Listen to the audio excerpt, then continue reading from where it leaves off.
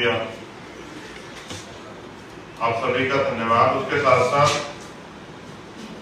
राजस्थान में लगातार मेरा आना जाना जो है वो लगा रहा। 5 बार तो मैं पिछले 1 महीने में पहुंचा, क्योंकि मैं सीएचए की लड़ाई लड़ने के लिए सरकार ने जेल भेज दिया। फिर उसके बाद मैं रीट की लड़ाई लड़ने के लिए आया तो सरकार ने उनका आंदोलन में रोक दिया। फिर उसके बाद मैं पाली के इंसिडेंट में आया, जितेंद्र मेघवाल की हत्या के रूप में। तो मीडिया के साथ ही इस बात को जानते हैं कि सरकार ने मुझे एयरपोर्ट से वापस भेज दिया। फिर मैं उसके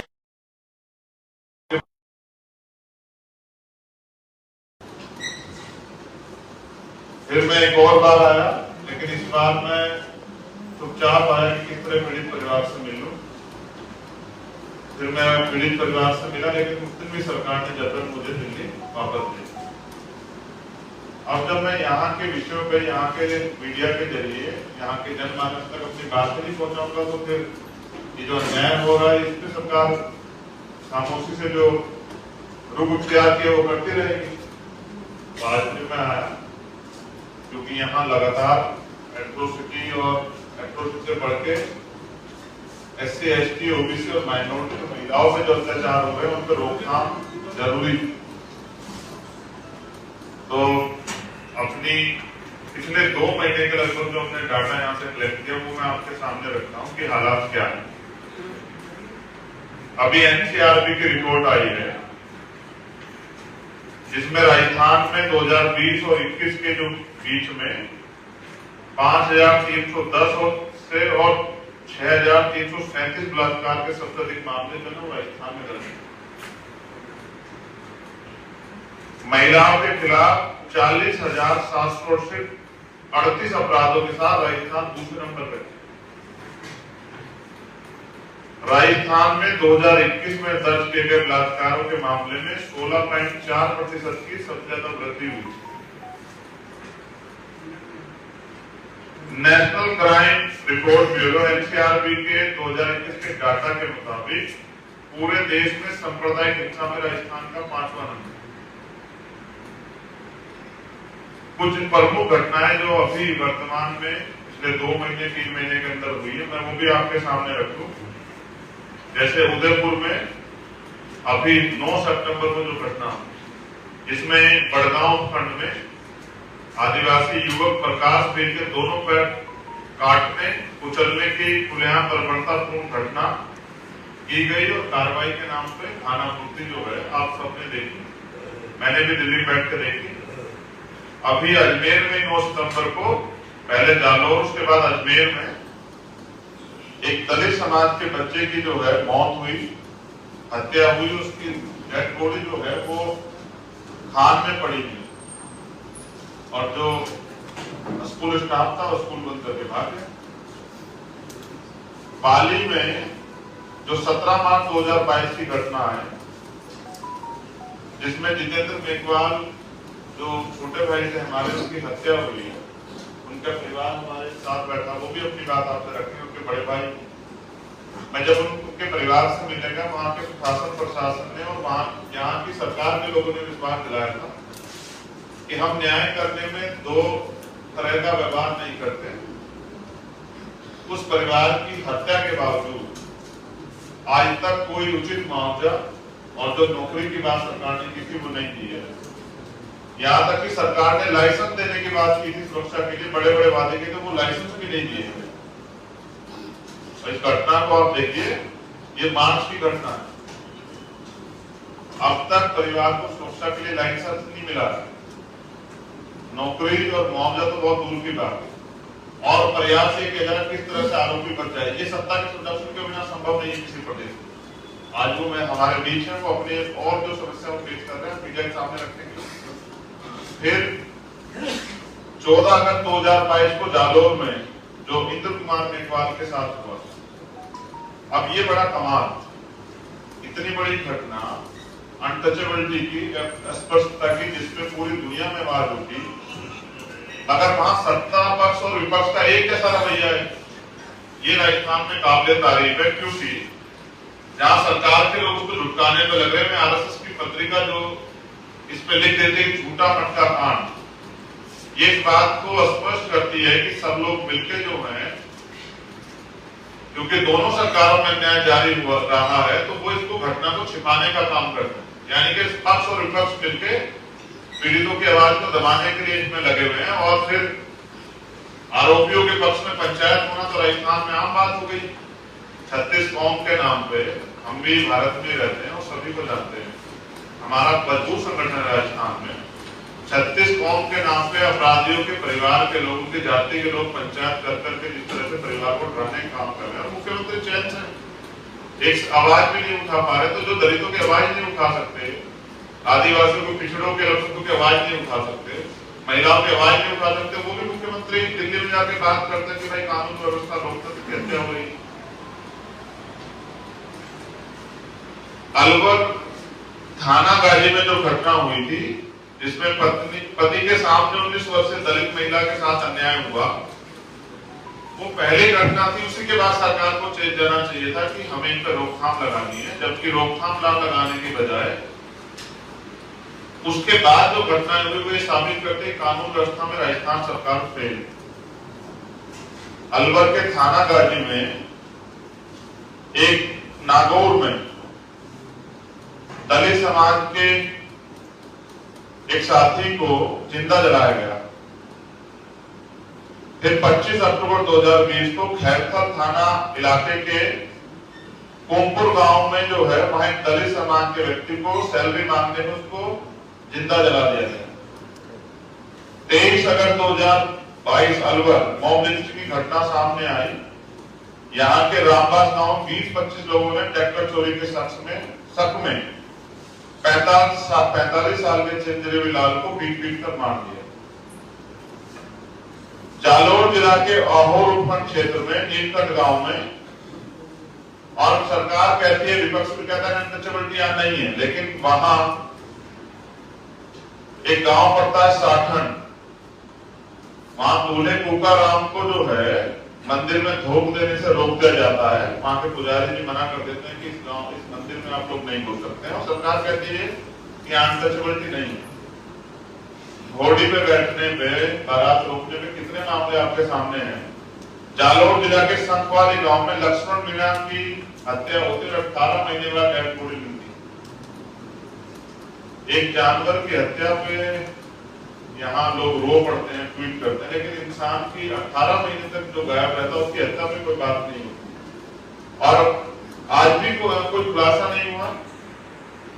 हनुमानगढ़ जून 2021 जो भीम आर्मी के सदस्य थे, हनुमानगढ़ के बाबा साहब अम्बेडकर के पोस्टर लगाने में उनकी हत्या हुई। हम लोग उनकी श्रद्धांजलि सभा मनाते हैं हमेशा। 11 अगस्त 2020 को पगड़ी में मूक बाधित दलित नाबालिग के साथ धार्मिक स्थल पर दुष्कर्म हुआ। और बाड़ी में एक 14 साल की लड़की के साथ सामूहिक बलात्कार किया गया 26 जुलाई 2022। धौलपुर के कंचनपुर थाने में रूह कपा देने वाली वारदात में कुछ निकम्मों ने दलित महिला को निबंध करके उसके बच्चों के सामने गैंगरेप किया।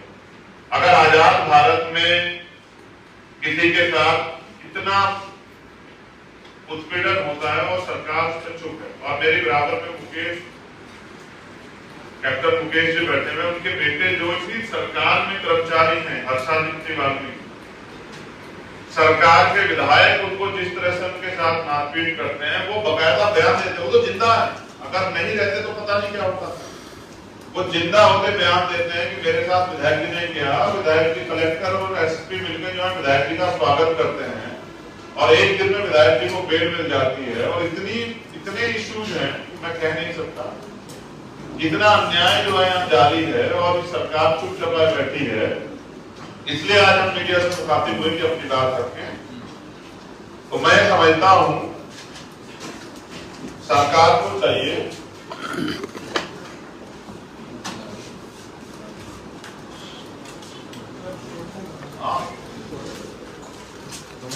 ये प्रेस नोट तो होगा, वो तो मैं बता रहा हूँ। कितना अन्याय, इतना अन्याय कि आप लोग अपनी बातें करने लगे कि ये तो रोज का काम है। यहाँ मीडिया आप सभी का धन्यवाद। उसके साथ साथ राजस्थान में लगातार मेरा आना जाना जो है वो लगा रहा। 5 बार तो मैं पिछले 1 महीने में पहुंचा, क्योंकि मैं सीएचए की लड़ाई लड़ने के लिए सरकार ने जेल भेज दिया। फिर उसके बाद मैं रीट की लड़ाई लड़ने के लिए आया तो सरकार ने उसका आंदोलन भी शुरू किया। फिर उसके बाद मैं पाली के इंसिडेंट में आया, जितेंद्र मेघवाल की हत्या के उसमें, तो मीडिया के साथ ही इस बात को जानते हैं कि सरकार ने मुझे एयरपोर्ट से वापस भेज दिया। फिर मैं उसके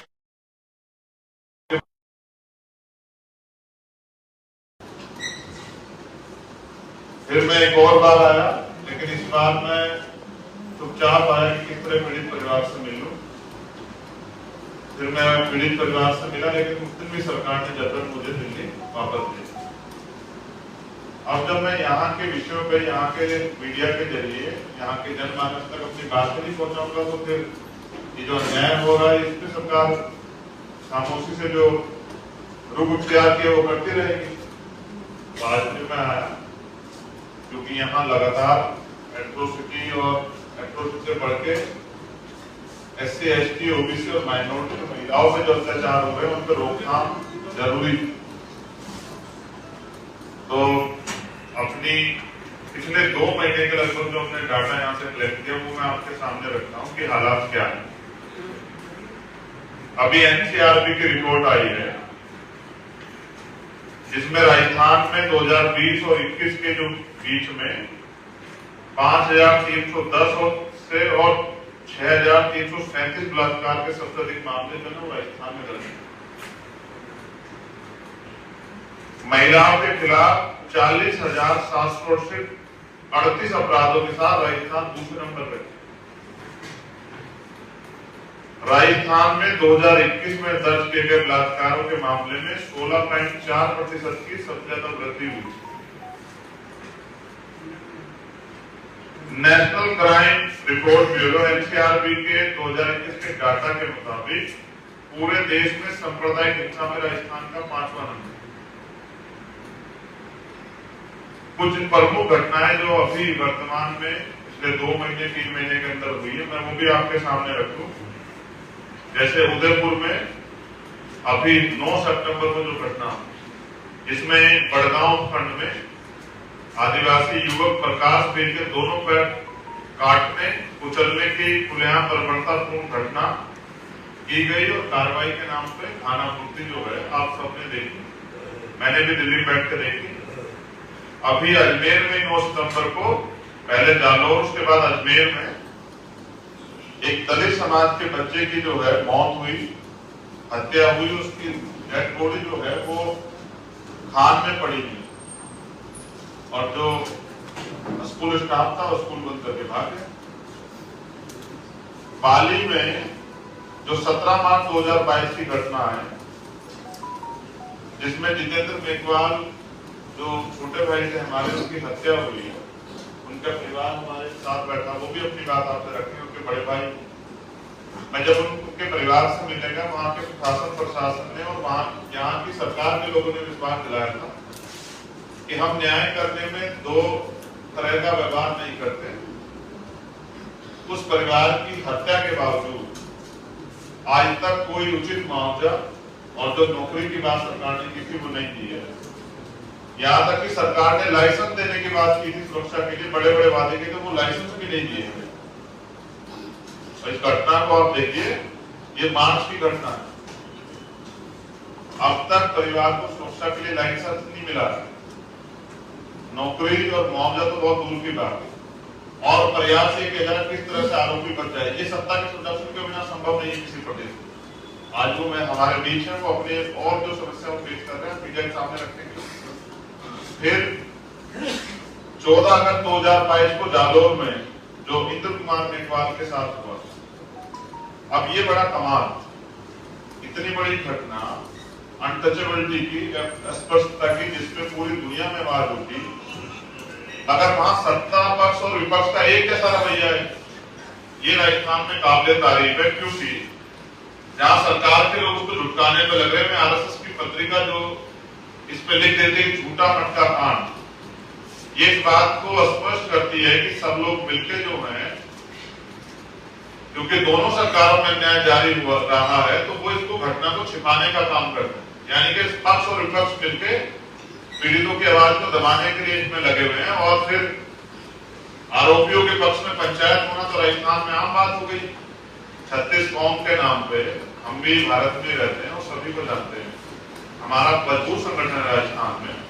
36 कौम के नाम पे अपराधियों के परिवार के लोगों की जाति के लोग पंचायत कर करके जिस तरह से परिवार को डराने का काम कर रहे हैं, मुख्यमंत्री चैन से एक आवाज भी नहीं उठा पा रहे। तो जो दलितों की आवाज नहीं उठा सकते, आदिवासियों को, पिछड़ों के लोगों की आवाज नहीं उठा सकते, महिलाओं की आवाज नहीं उठा सकते, वो भी मुख्यमंत्री दिल्ली में जाके बात करते हैं कि भाई कानून व्यवस्था लोकतंत्र की हत्या हो रही। अलवर थाना गाजी में जो घटना हुई थी, जिसमें पति के सामने 19 वर्षीय दलित महिला के साथ अन्याय हुआ, वो पहली घटना थी। उसी के बाद सरकार को चेत जाना चाहिए था कि हमें इन पर रोकथाम लगानी है, जबकि रोकथाम लगाने की बजाय उसके बाद जो घटनाएं हुई वो साबित करते कानून व्यवस्था में राजस्थान सरकार फेल। अलवर के थाना गाजी में एक नागौर में दलित समाज के एक साथी को जिंदा जलाया गया। फिर 25 अक्टूबर 2020 को खैरथल थाना इलाके के कोमपुर गांव में जो है, वहां दलित समाज के व्यक्ति को सैलरी मांगने में उसको जिंदा जला दिया गया। 23 अगस्त 2022 अलवर मॉब लिंचिंग की घटना सामने आई। यहाँ के रामबास गांव 20-25 लोगों ने ट्रैक्टर चोरी के शक में 45 साल के चंद्रवी लाल को पीट कर मार दिया। जालोर जिला के अहोर उपखंड क्षेत्र में नीलकंठ गांव में, और सरकार कहती है, विपक्ष भी कहता है अनटचेबिलिटी यहाँ नहीं है, लेकिन वहां एक गांव पड़ता है साठन, वहां दूल्हे कुकाराम को जो है मंदिर में धोख देने से रोक दिया जाता है। वहां के पुजारी जी मना कर देते हैं कि इस मंदिर में आप लोग नहीं घुस सकते हैं, और सरकार कहती है कि अनटचेबिलिटी नहीं है। घोड़ी पे बैठने पे, बारात रोकने में कितने मामले आपके सामने हैं।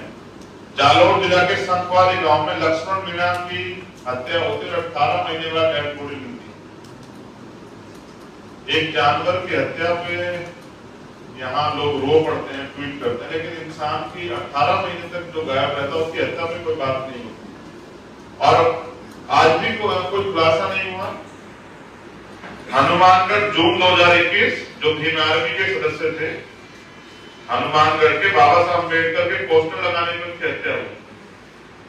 हम लोग उनकी श्रद्धांजलि सभा मनाते हैं हमेशा।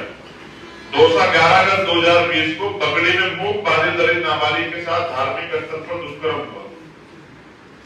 और बाड़ी में एक 14 साल की लड़की के साथ सामूहिक बलात्कार किया गया 26 जुलाई 2022।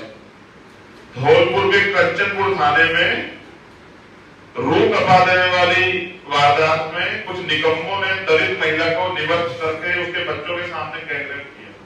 अगर आजाद भारत में किसी के साथ इतना उत्पीड़न होता है और सरकार उससे चुप है, और मेरी बराबर में कैप्टन मुकेश जी बैठे हुए, उनके बेटे जो इसी सरकार में कर्मचारी हैं, हर्षादित्य वाल्मीकि, सरकार के विधायक उनको जिस तरह से उनके साथ मारपीट करते हैं, वो बकायदा बयान देते हैं। वो तो जिंदा है, अगर नहीं रहते तो पता नहीं क्या होता। वो जिंदा होते बयान देते हैं कि मेरे साथ विधायक जी ने किया। विधायक जी, कलेक्टर और एसपी मिलकर जो है विधायक जी का स्वागत करते हैं, और एक दिन में विधायक जी को बेल मिल जाती है। और इतने इश्यूज हैं मैं कह नहीं सकता। इतना अन्याय जो है यहाँ जारी है और सरकार चुपचाप बैठी है। इसलिए आज हम मीडिया से मुखातिब हुए कि अपनी बात रखें। तो मैं समझता हूं सरकार को चाहिए